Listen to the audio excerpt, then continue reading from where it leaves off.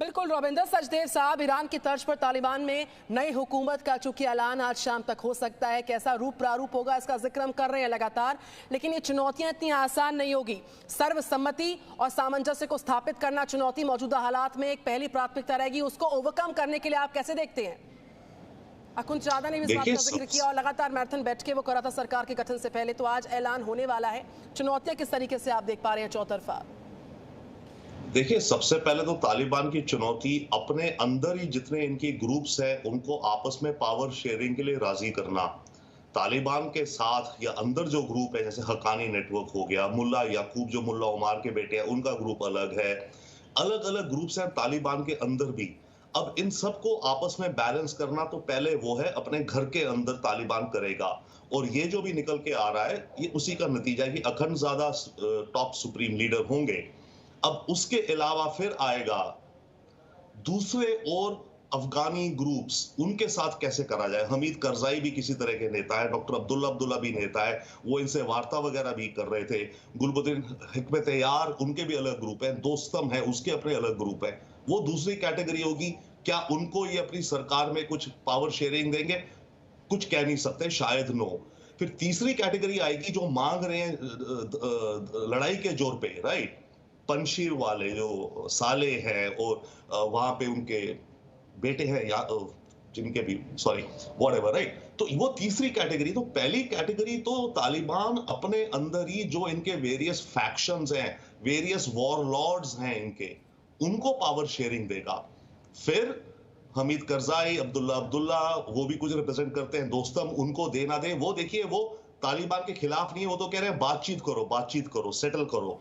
तो इस तरह से चीजें निकलेंगी। जहां तक बात रही अखंडजादा की, इनका मॉडल जो ईरान वाला है उसमें क्या होता है कि supreme leader commander in chief है आर्मी का, पहली बात। दूसरी बात, जितनी भी रिलीजियस, क्योंकि religious teachings, appointments, justice, chief justice हो मान लो, ये टॉप है, जो कहेगा लॉ इसके जरिए चलेगा। फिर इनकी जो फ्राइडेज को जो नमाज होती है, राइट, जैसे पूरे देश में हर जगह नमाज हो रही है आज, वो नमाज जो लीड करता है जो मौलवी, उसकी अपॉइंटमेंट ये चीफ लीडर करता है। और ये बड़ी स्मार्ट स्ट्रैटेजी है बाय द वे। इसके चलते जो सुप्रीम लीडर होता है उसके पास इमीडिएट मेथड होता है, चैनल होती है, उसने जो भी मैसेज देना हो उस फ्राइडे को वो पूरे देश में फैला सकता है, क्योंकि जितने सारे इमाम अपॉइंटेड होते हैं इन मस्जिदों में वो डायरेक्टली इसके अंडर होते हैं। दूसरी बात फिर आ जाती है सरकार चलाने की, prime minister, defence minister, external affairs, इस तरह के वो दूसरे हैं। चुनौती बहुत बड़ी इनके पास, एक तो ये पैसा नहीं है इस समय, सैलरीज देने को तनख्वाह नहीं है इनके पास इस समय। कहां से देंगे ये? जो आप अभी खबरें दिखा रही है कि चीजें महंगी हो रही है, वो महंगी तो अलग हो रही है, तनख्वाह नहीं है। अगले 10 दिन में लोग सड़कों पे उतर आएंगे। तो दुनिया के पास एक छोटा सा मौका भी है, क्योंकि इनके पास पैसा बिल्कुल नहीं है, उस पैसे को रोक दिया जाए। और दूसरी चीज, तेल अगर आप रोक दो, ऑयल, ये ऑयल इंपोर्ट करता है, पेट्रोल, डीजल, जितने इनके ट्रक्स भाग रहे हैं ना इधर उधर, ये वो सब ठप हो जाएंगे 10 दिन के अंदर। तो अगर दुनिया इनके लिए ऑयल सप्लाई रुकवा दे, ईरान से, पाकिस्तान से, जहां से भी आता है, तो ये कुछ तरीके हैं दुनिया के पास कि इनको फोर्स करे कि तुम कुछ इंप्रूवमेंट लाओ अपने शारिया या जो अपनी कॉन्स्टिट्यूशन आप बनाओगे। इनका चैलेंजेस बहुत है। देखिए, ये तो नेता लोग हैं, नीचे कौन किसको कंट्रोल करता है? आपस में दुश्मनी होती है, आपस में गुंडागर्दी होती है, पुराने विचार के। ये चाहे कह भी दे हम औरतों को काम करने देंगे, पर कंट्रोल थोड़ी कर सकते हैं लोग। तो उस तरह की चीजें भी होती रहेंगी। बिल्कुल रविंदर सचदेव साहब, अब कई अहम बातों का आप जिक्र कर रहे हैं। ये वो चुनौतियां हैं, ये वो चैलेंजेस हैं जो अब एक नए पड़ाव पे जाने वाले, यानी कि उनका जो लेवल है अब अगले स्तर पर जाएगा, क्योंकि आज शाम हुकूमत का ऐलान हो जाएगा।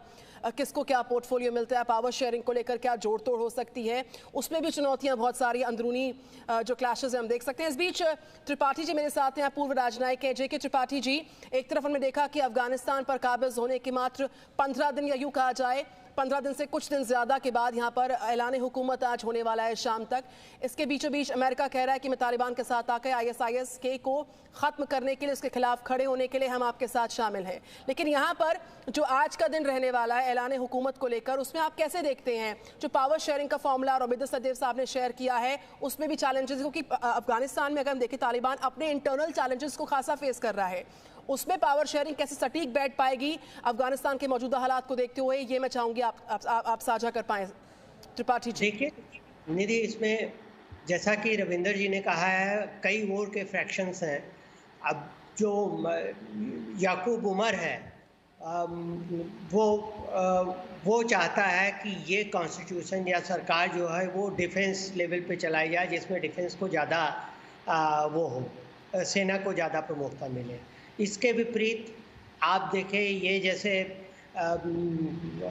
ये शेख अब्बास जो है तरेकजाई, वो चाहते हैं कि सरकार थोड़ी लिबरल हो। अखुन ज़्यादा रिलीजियस है, लेकिन कुछ फैक्शंस ऐसे हैं उसमें, जैसे साउथ में, या फैक्शंस तालिबान के ही हैं, या फैक्शंस जो हैं वो वहाँ के उनके वाइस प्रेसिडेंट के, और या उनके जो है क्या कहते हैं, पंजशीर वैली वालों के, वहाँ भी परेशानी हो रही। पंजशीर वैली में ये कहा गया था, तालिबान बात कर रहा था, लेकिन ये कहा जाता है, रिपोर्टेड है कि तालिबान ने उनको ऑफ़र दिया था कि उनके नेताओं को कि हम आपकी सुरक्षा करेंगे, आपकी प्रॉपर्टी की सुरक्षा करेंगे, आप वो कर दीजिए, आप सरेंडर कर दीजिए, हमारे साथ बात कीजिए, सरकार में शामिल हो जाइए। लेकिन अहमद मसूद ने रिपोर्टेडली ये कहा कि नहीं, मैं सारे अफ़गानियों की तरफ से लड़ रहा हूँ, इसलिए मैं इसमें मुझे कोई वो नहीं है कि मुझे इसकी चिंता नहीं है कि मेरा कितना प्रॉस्पेक्ट अच्छा होगा। इसके साथ ही आप देखिए, हेरात में भी पता लगा कि औरतों ने बगावत कर दी है और औरतें सड़कों पे उतर आई हैं। तो ये सारी चीज़ें समझाते हुए अगर तालिबान अपनी सरकार बना भी ले गया, और अभी कहा जा रहा है कि तालिबान की जो नई सरकार होगी उसका कॉन्स्टिट्यूशन 1964-65 के कॉन्स्टिट्यूशन के हिसाब से चलेगा, लेकिन 1964-65 का कॉन्स्टिट्यूशन बहुत लिबरल था। वो फॉरेन एजुकेटेड अफ़गानियों ने मिल करके बनाया